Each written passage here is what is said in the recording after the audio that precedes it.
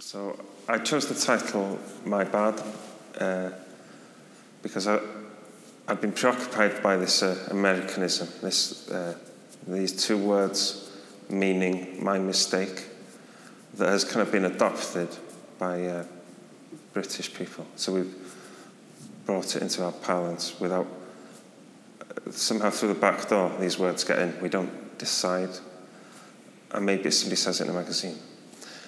And I liked the way it sounded, my bad. So when I heard somebody say my bad for the first time, or I read it in an email, I just thought it could allude to something dark or something skewed or messed up. There's some kind of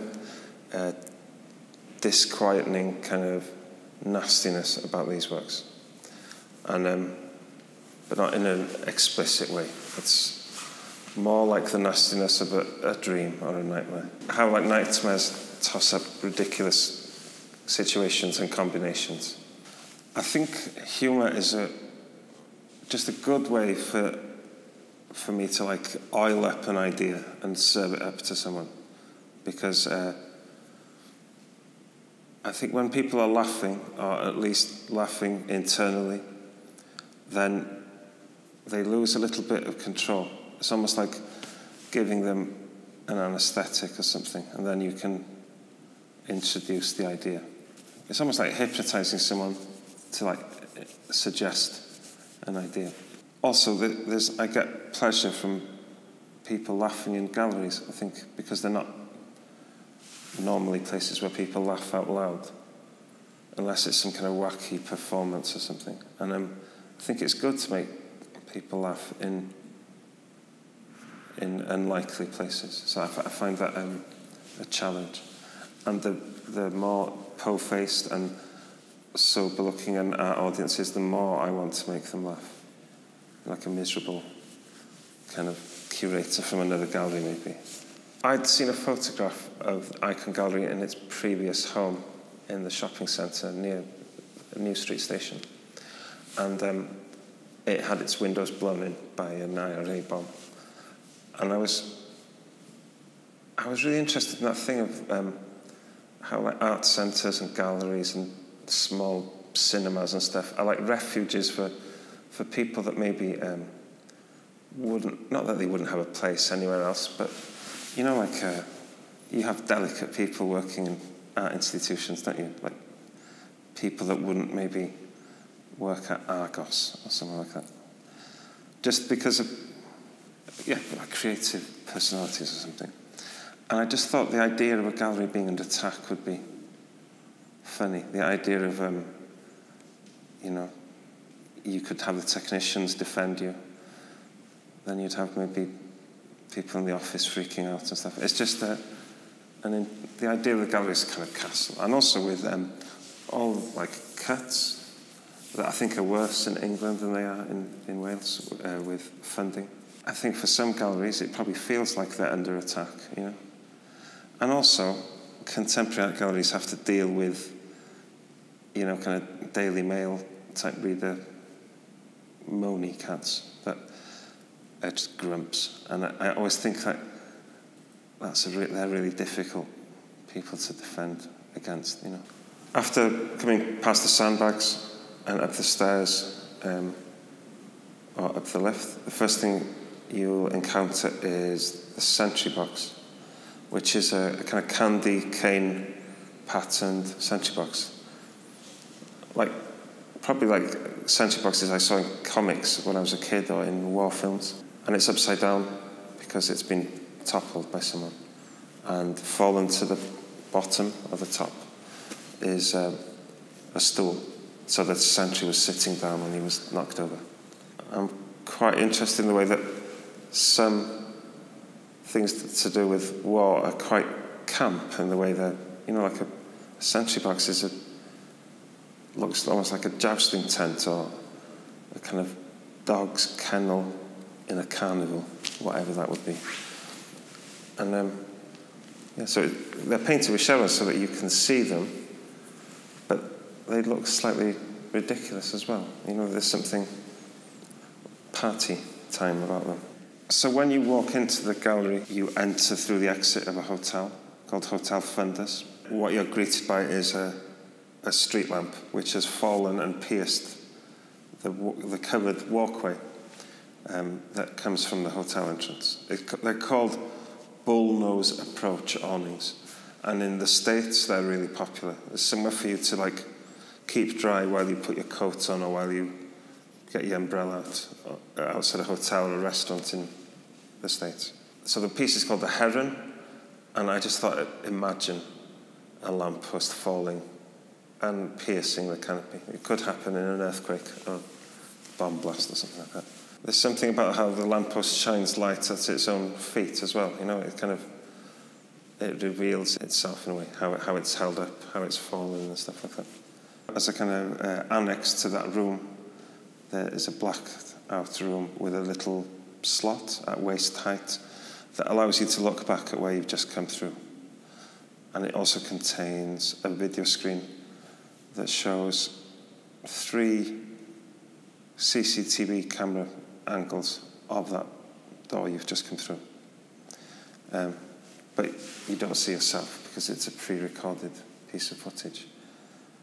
And in that room, there is an audio piece which is me saying bang or prap or all these onomatopoeic words from around the world for bang.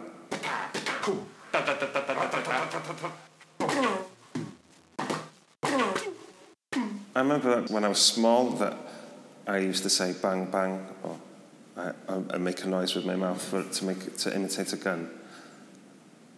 And I remember seeing some French kids on holiday make a different noise. And then, because we're British, we kind of assume that ours are the correct ones, you know? Like, you look at a Malaysian bang, which I can't remember what it is, and you think, that's ridiculous. It doesn't sound like bang, but the only noise we make that doesn't conform to that thing is laughing, you know? We all laugh the same. The 2 things behind me, one that you can see, one you can't, is a lath wall. And lath is the way we used to make walls before plasterboard. You know, it was a lot of work, and you had to put these horizontal strips and then plaster them.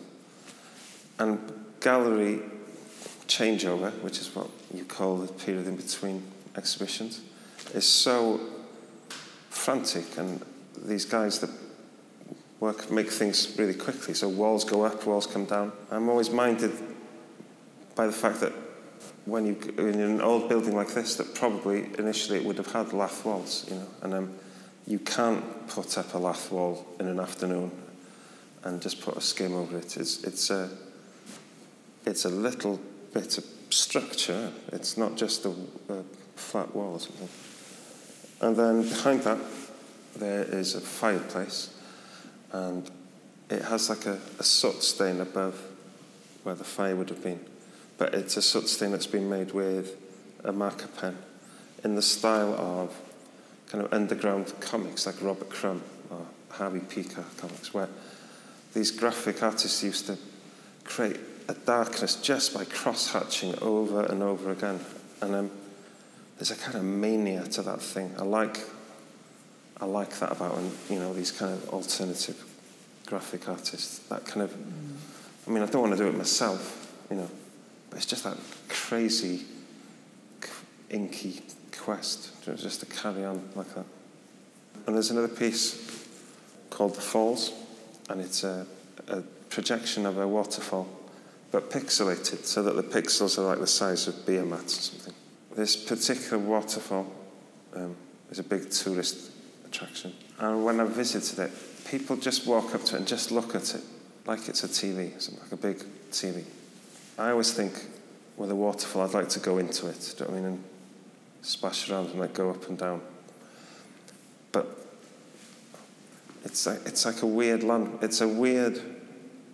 landmark to go and visit a waterfall, you know, like because it's got movement. It's like one of the only parts of a landscape that has like this really violent movement. It's almost like people don't know what to do when they get to a waterfall, you know. have to like jump off or something. And it's been abstracted by making it mosaic pattern. And also the sound, because the image is abstracted, the sound is less clear. It's less clear what it is, so that becomes like a white noise. And also the sound is played some distance away from the projection, so there's a disconnect there. And that maybe it only becomes clear when you stand back.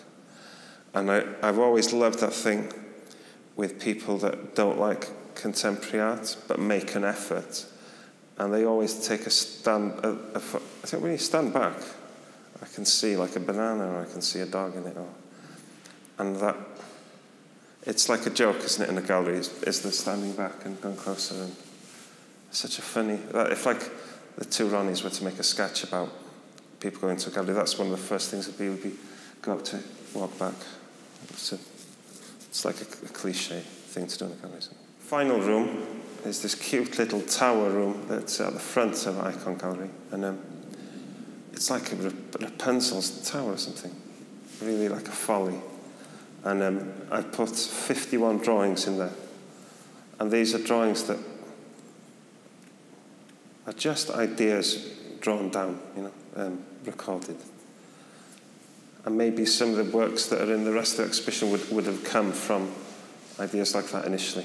But I thought that would be a nice thing to do.